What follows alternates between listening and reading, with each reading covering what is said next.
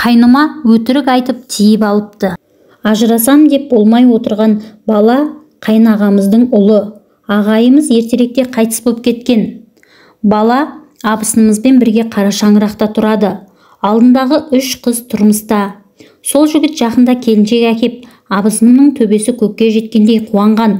Ол қыз өзінің сыныптасы әрі алғашқы махаббаты екенін естігенде, біз де таңдай қағып, махаббаттарына қызыға қарап едік.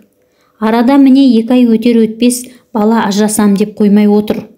Онысын әлі шешесіне айтпапты. Менен келіп ақыл сұрап отыр. Әйелімді көргім келмейді деп райынан қайтар емес.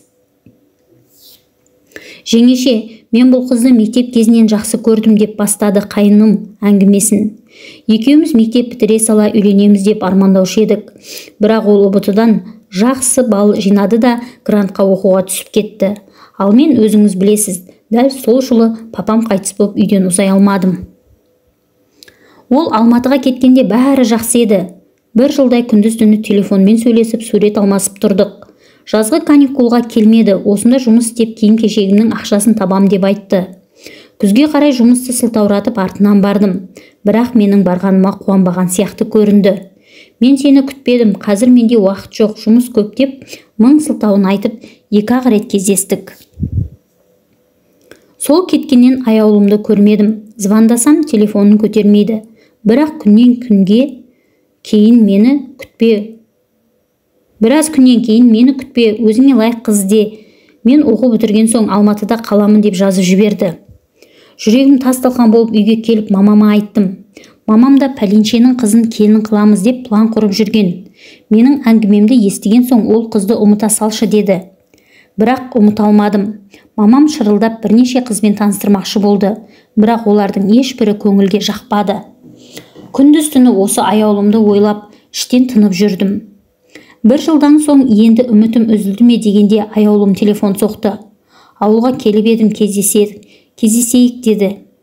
Кафеде отырғанда Алматыдан да, ол жақтағы шулы өмірден де жалыққанын айтты. Егер сен әлі де мені сүйсең, үйленейік деп емеурін білдірді. Сол кездегі қуанғанымды көрсеңіз, құстай ұшып жаңалықты мамама жеткіздім.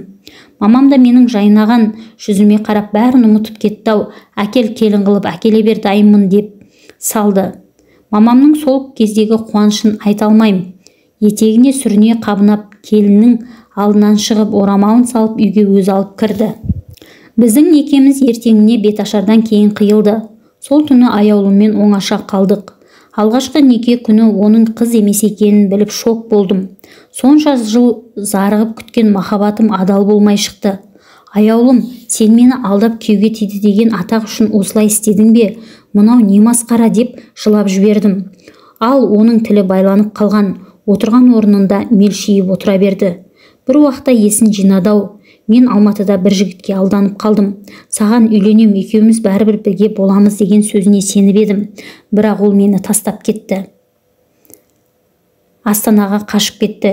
Үйдегілерге қарайтын бет жоқ, қатты ұялдым. Саған айтуға қорықтым, алмай кетеме деп ойладым. Бірақ мен сені шынымен сүйеді екем.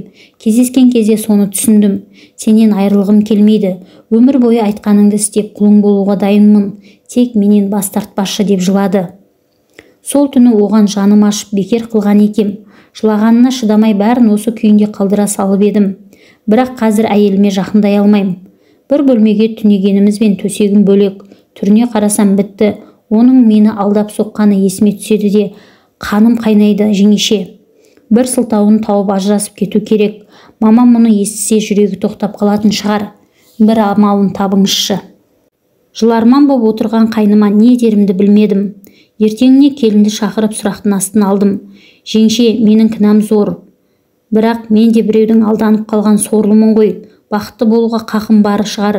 Өлгенше осы әулеттің отымен кіріп суымен шығам деп өзіме серт бергем. Бізге біраз уақыт керек, бақытта сабырға келіп ашуы басылады деген үміттемін дейді ол. Негізі екеуі бірін-бірі сүйеді, тек қайным әлгі жағдайға өкпелі. Алданып қалдым деп намыстанып жүр. Бұлай кете берсе екеуінің арасы суып, жасырған құпия сырлары жұртқа жария болатын сияқты. Екі жасты жарастырудың тәсілдері бар ма?